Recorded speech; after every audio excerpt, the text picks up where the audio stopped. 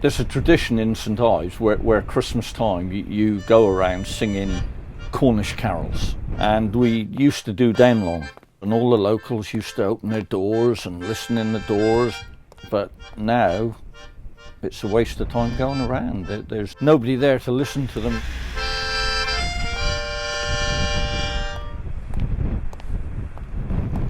At night is the worst time. I know there are only about 2 people in the whole of the street, and it's very dark.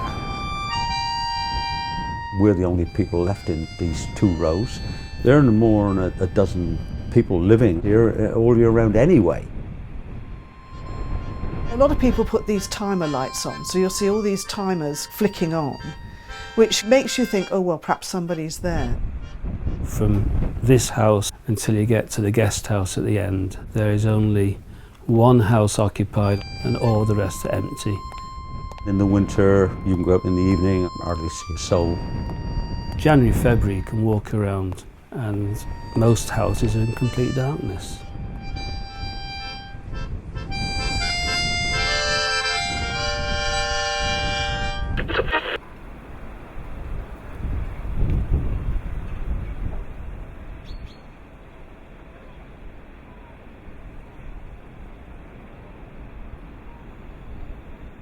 It was a lovely place to grow up.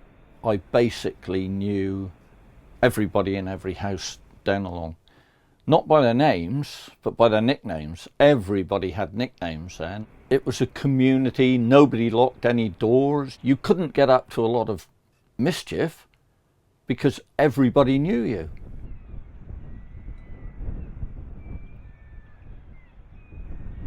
The streets used to be buzzing with people coming, carrying shopping. Everybody knew what was going on. You didn't need to advertise anything. Everybody was out talking.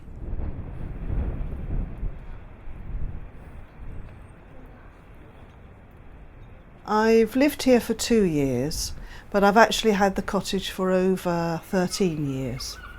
When I first got the cottage, there must have been 7 or 8 people actually living here in the street, and they'd all look after each other.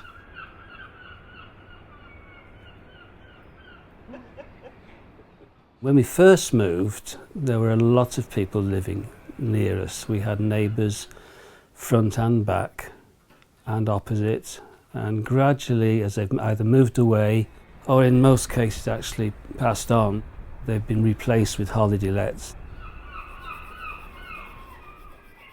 Everything in St.Ives is a fisherman's cottage when it goes on the market. You know, they're 2 up, 2 down. That property, your front door comes out onto the road, you haven't got a back door, 450,000. You know, I feel really sorry for the youngsters of the town because they haven't got a chance, you know, they haven't got a hope in hell, really. Our house here, the prices were in fact less than in South Manchester. Now they are vastly in excess of those houses. And we know that if we ever leave this house, and when we do, it'll probably be the end of our lives, it will be another holiday let, I'm sure. It'll be divided into 2 holiday lets. Here, now, I don't think there is a child that I know of. Yeah, 1, top row.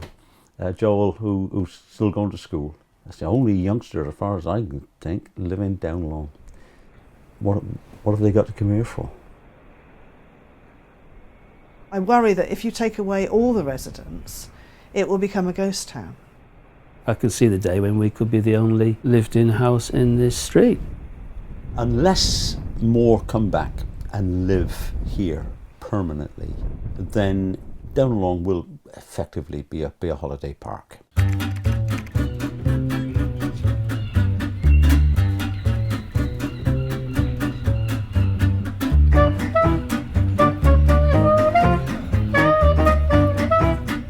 There's no point harking back to Downlong as it was, because it's not going to ever come back to what it was. It's successful in its own right down there, and there's not a lot of people that live down there, but again, some places down there are sold with 40 weeks booked. And those people that are renting down there are spending more money in town than any local would. The irony of it is, if you go back into the 1930s, many areas in Downlong were virtually slums. I know a lot of people that were born and bred down Long that wouldn't go back there. They're not conducive to family living anymore. They're small 2 bedrooms, 3 bedrooms, they've got no parking, they've got no outside space. The people that were living down there at the time hankered for Carbis Bay or Upper Long as they were called, because they had gardens, they had parking, they had space, they weren't damp. So they're not conducive now to modern living. In some ways, it's quite heartening to see the properties now being renovated and used, but sadly they're not homes anymore.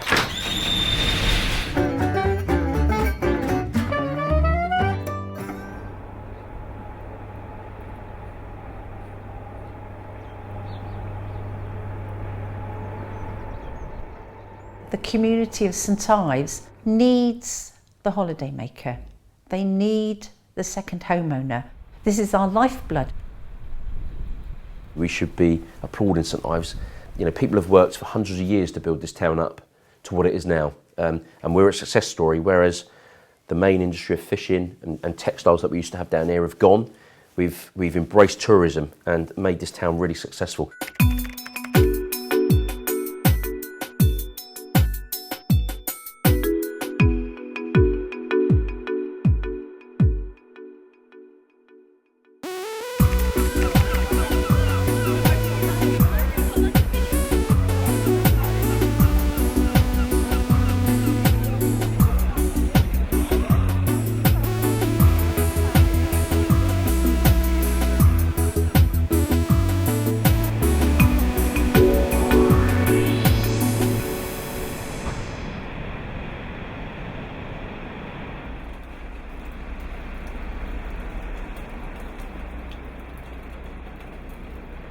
Cornwall, as a county or a region, is one of those places where people have got very definite views of what it's about. You know, they think tourism, they think cliffs, they might think Poldark or whatever. But in fact, in terms of wages, you know, we're 4/5 the national average. GDP, we're 2/3 the national and EU average.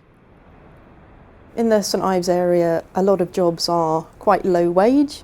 It's not a particularly wealthy area, and I think from the outside it can appear to be a wealthy area. But once you're in, the story's quite different. There's an awful lot of jobs in Cornwall. We've had immense job creation over the last 10, 20 years. And the issue now is to get better quality jobs moving in Cornwall and get higher pay. You just have to take what you can get in St Ives, basically. I studied geography at university, so unfortunately down here there just isn't the opportunity to be doing anything to do with geography. It's very hard to find something that's 5 days a week. I worked 3 different shops at one time, each of them being like 2 days a week, so I was working 6 days, but I needed to get the money I needed to rent. It's not the whole picture, but a lot of people are on minimum wage jobs and they struggle to make ends meet. A lot of people have more than one job. That's very, very common. I've in the past had 4 or 5 jobs at once, just to sort of maintain an average lifestyle. In Cornwall, if you actually look at the gross wages, which are about 17,500 a year, if you think about the cost of living, things like utility costs, transport costs, you know, the compulsory cost of living, that's about 8,500. So when you think about it, the amount of money that people have got to be able to not just live but enjoy their lives is constrained down.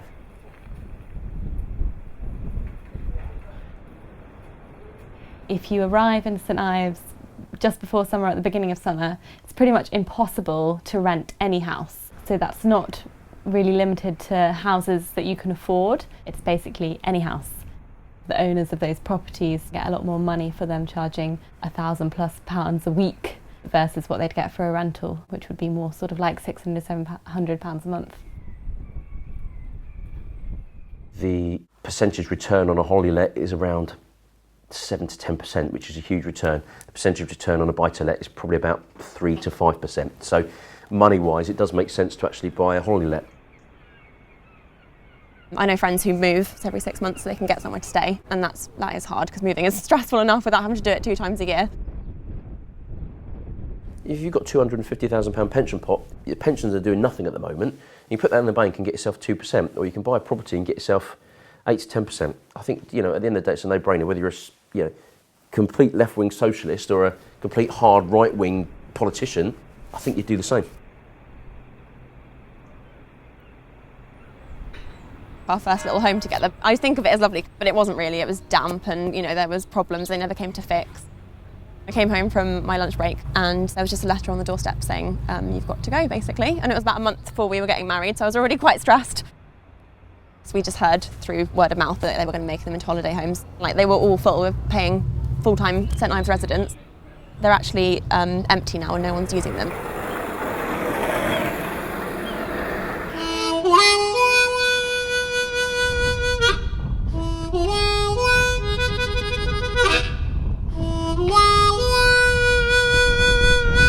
Development around St.Ives, every little bit of land now is being put into, how can I say it, luxury accommodation. Which is lovely, but I don't know who lives in them. It's not local people that can afford to live in them, you know what I mean? Over the last 5-10 years, there's been quite a lot of luxury blocks of flats that have gone up on the road coming into St.Ives. It's very obvious now, the change there, and everyone comments on it. Even visitors say it looks very different. And they are quite blatantly holiday flats. They're marketed as holiday flats, luxury holiday flats.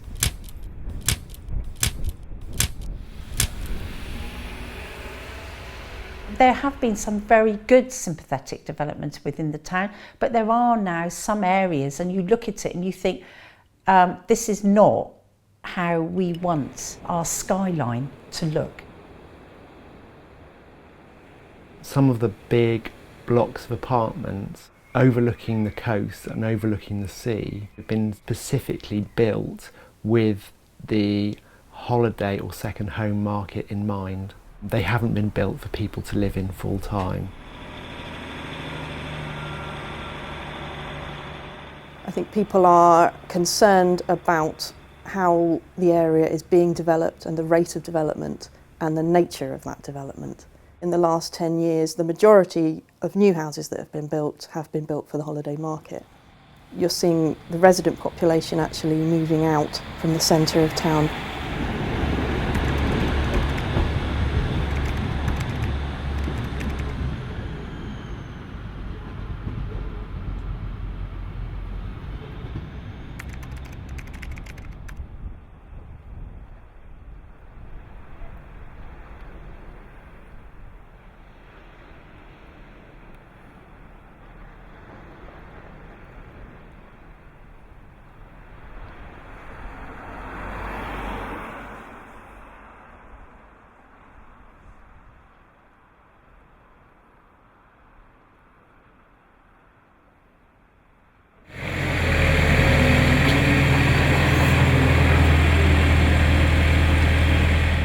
The 2011 Localism Act gave powers to local communities to draw up planning policy for their local area that responds to local needs. People in the community suddenly realised that they had the potential to take some legislation and develop a plan that was going to fit and suit their own community. The Neighbourhood Plan is about local policies and local deliveries, what they call double devolution, so Cornwall Council devolving more things to town and parish councils. The plan's been drawn up using 2 years' worth of consultation responses, and that's thousands of people that have responded to the consultations that have gone out. The community draws up a draft plan. It then has to pass through scrutiny at the local planning authority, in this case Cornwall Council, and it has to pass through an independent examination, so it's all checked and verified. Throughout the country now, there are 140-something plans that have gone through referendum. And the idea of having a referendum is it brings it back to the local community to have the final say as to whether they want it or not. Loving where we live. BBC Radio Cornwall. Second homes, are you for or are against. The local council has put forward plans that would stop developers selling new homes to those not resident in St.Ives. 380,000 for a one-bedroom house in St.Ives. Second homes, are they destroying our communities or do they provide much needed economic benefits? Parking spaces go for £50,000 each. Living in a caravan, and that's purely because of the second home owner. Local property developers say it could end up worsening the problem it seeks to I'm on solve. side of the property developers. I think it's a Luddite approach. I don't think there will be any new development because it won't be viable.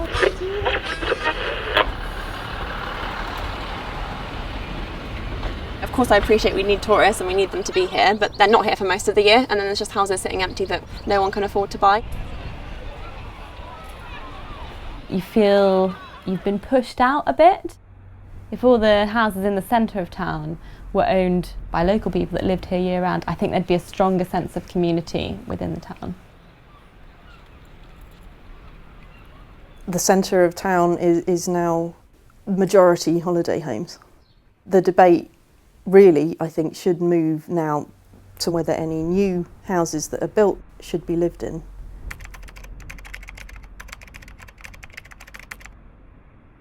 We've identified in the plan sites that can be used for development, and we've identified sites where affordable housing can fit in with those development sites.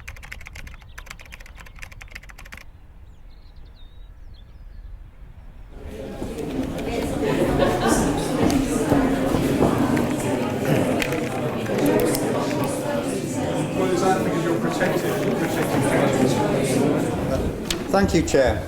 This is now an application for up to 265 houses, of which 82 will be affordable. The plan which shall allow... It's too big, it's in the wrong place, and there's not enough social housing and affordable housing. Those are the houses we need, not houses for people who live up country who are going to buy them as second homes. Our down along population has gone. Population in central St Ives is falling, it spreads out to the outskirts. So until this council can promise us infrastructure and jobs, what on earth is the point of building houses? Why do we actually need this? There's plenty of land that's been allocated for development in the St Ives area. It's in the Neighbourhood Plan, it's in the draft local plan. First meeting with this, it was promised or it was suggested that all this development was going to be for local families. This town hasn't got the infrastructure to manage this sort of development. The schools, the doctors, the dentists. Have we got employment in the town for these 165 families? Nobody's earning the kind of money to buy these places. This is just a very intense development, too large in the area, and it's a profit-led development. You've been taken a little bit for a ride by the developers in the timing that they brought this through. You just put that on the bed, you know, we come down here to listen to what you've got to say tonight, but I can assure you there's no rushing this through or anything like that. It's been treated as any other application. I only personally believe in house building if that whole project was 100% socially affordable for our wages. That could be the start of the next development, which will actually end up Holstein being a suburb of St Ives. With those applications that we have in process at the moment, we would have something like 275 affordable homes. That is enough at the moment without having to build into the foothills of our town. Once these fields are gone, they're gone. And they'll come back, will they? It's a wonderful place.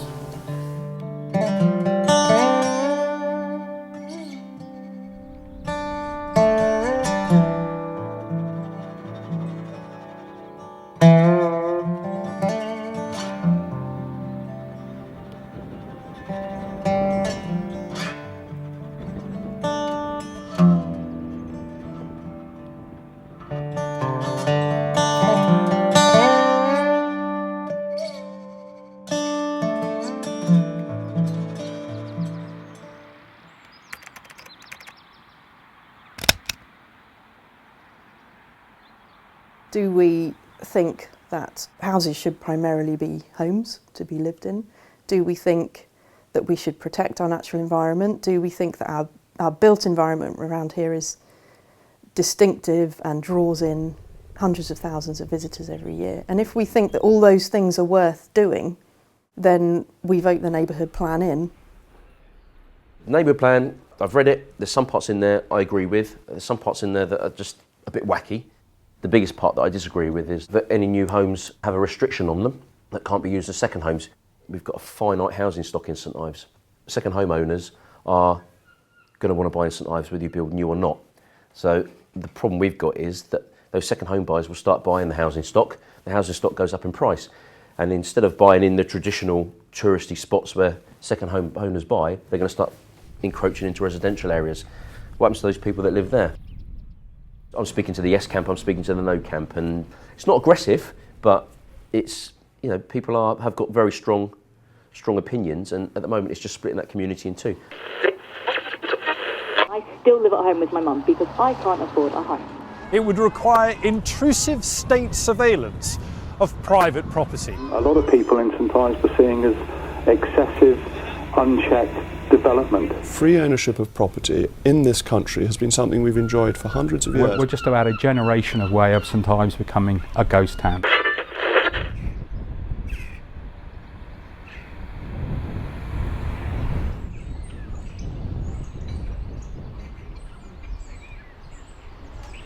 We sadly came to the decision that we were going to move from down Long, which for me, I've lived all my life and haven't known any difference, moving up Long. Up Long, it's nearly all residential, nearly, I suppose, 98% residential.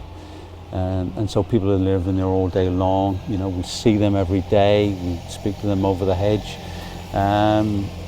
And we see them down in the shops, and so there's in a sense, I suppose, that community up Long has always been there. It's not a choice that I particularly wanted to make, but you know, for the sake of the family. All right, Richard, I come. There's another local. He's still sticking out here.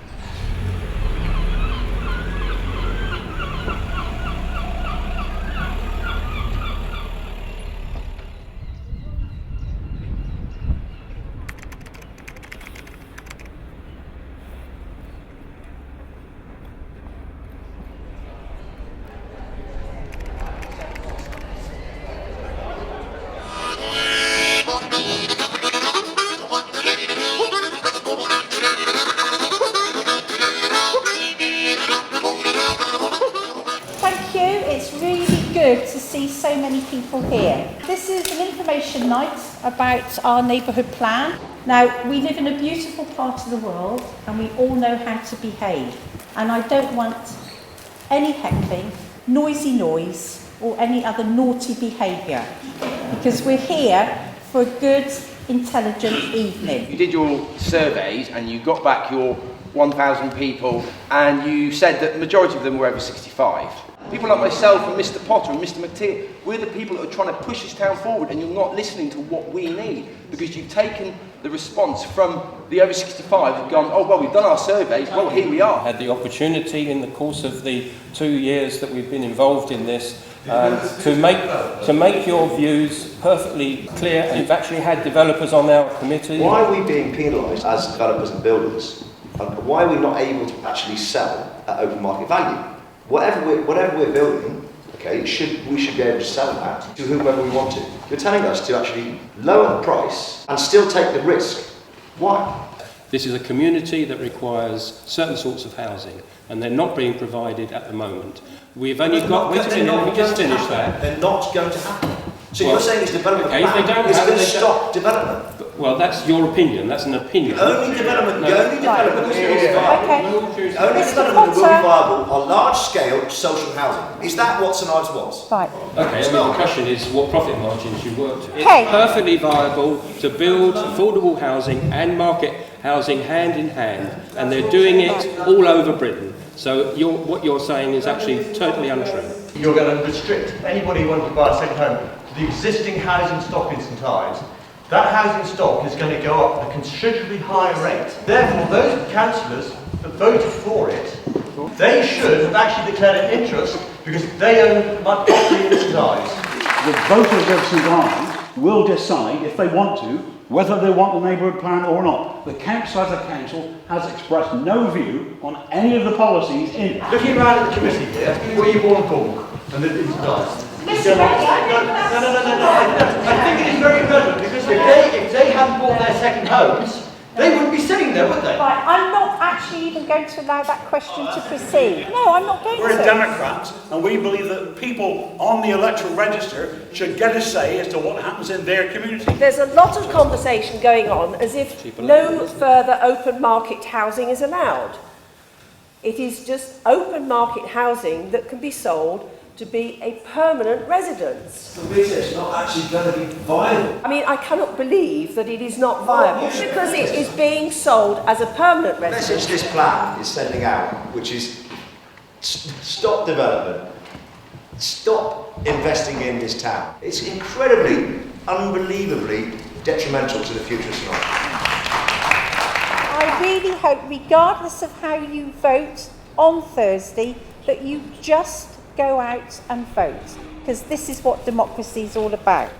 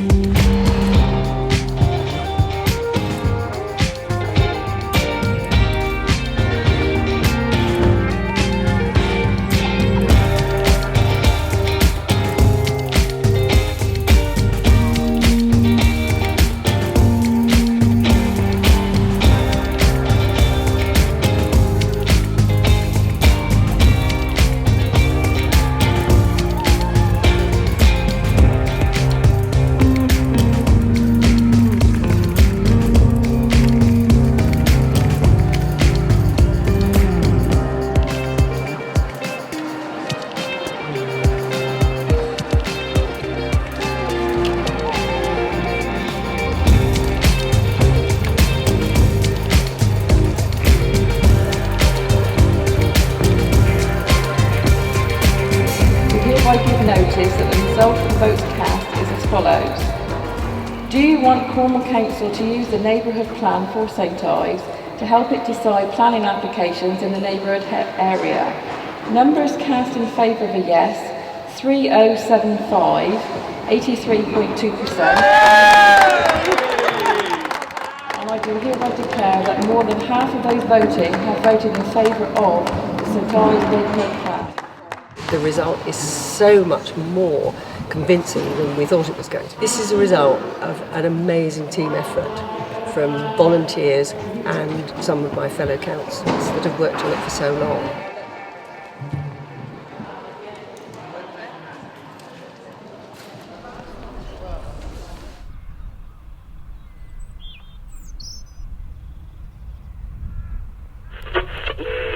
This is hard. St.Ives has voted overwhelmingly in a referendum to put the brakes on second homes. Have voted to ban new properties in the town being sold to second Could home other Cornish towns try to ban second homes? It's after 83% plan to ensure new housing projects will get planning permission only if reserved for full-time residents. Well, local firms lodged a judicial review bid against Cornwall Council for allowing the referendum to go ahead. News. A local architects firm is launching a judicial review against the plan, saying it will ultimately be bad for the town.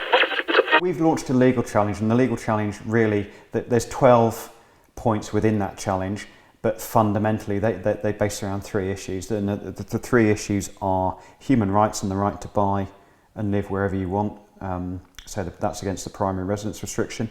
The second one is that there's a shortfall in housing number, and the third one is the sites identified in the plan will not deliver the housing number either. From the community's point of view, this was the community talking. For a lot of people, they were shocked that somebody wanted to challenge the will of the people. It is people involved in the local development industry in one form or another who don't like various aspects of the neighbourhood plan. There's pretty much an anti-development rhetoric within the town. There is still a buoyant local market for people who want to live in this area. Neighbourhood plans are there to restrict development, not enable it. Even if second homeowners are no longer able to buy these properties, there are plenty of other people who already live here, but people who want to move here from elsewhere, they would also be entitled to buy these new properties. And if things in the neighbourhood plan don't get changed or altered, then we'll have to wait and see, but we suspect that there won't be any delivery of housing at all. Cornwall Council is paying to defend its position legally, so Cornwall Council is footing the bill. That means that the public as taxpayers are having to foot that bill. Obviously for the other side, the architect firm will be funding that, I suppose, themselves. So is this something your firm could just afford to do on its own, or do you have like other people who feel passionate about it helping as well? I'm not going to comment on that.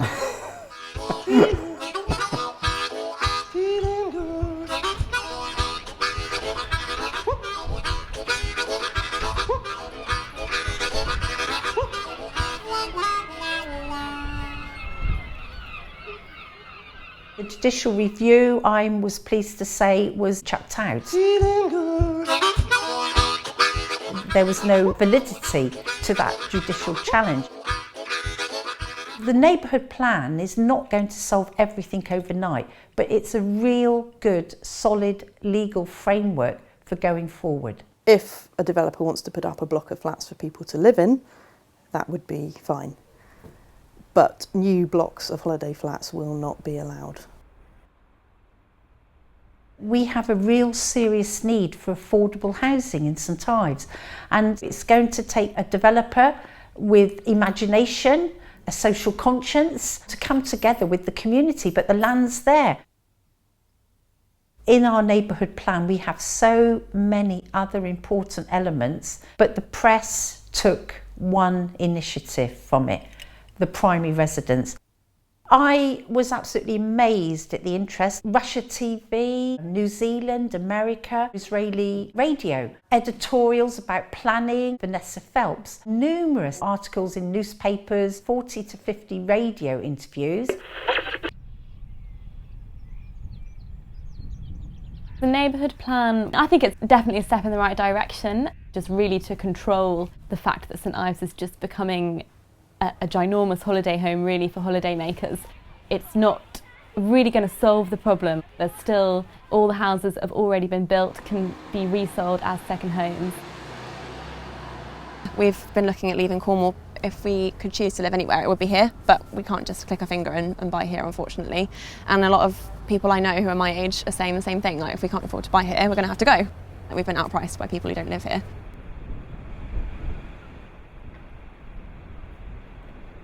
The house that's on Porthmere, an elderly lady lived in it who recently passed away, and so the council have decided to put it up for auction because it's in an absolutely prime location.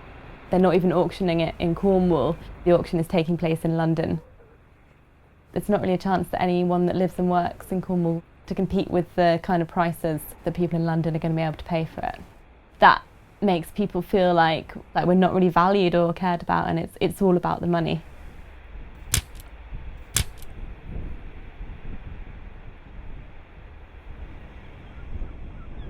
It's a privilege to be able to afford to live here. It is the one place that I've always been drawn to and feel that it is home to me. I came down on my own, didn't know anybody, and I found a really welcoming and embracing community. And it's been the only place that I've ever called home.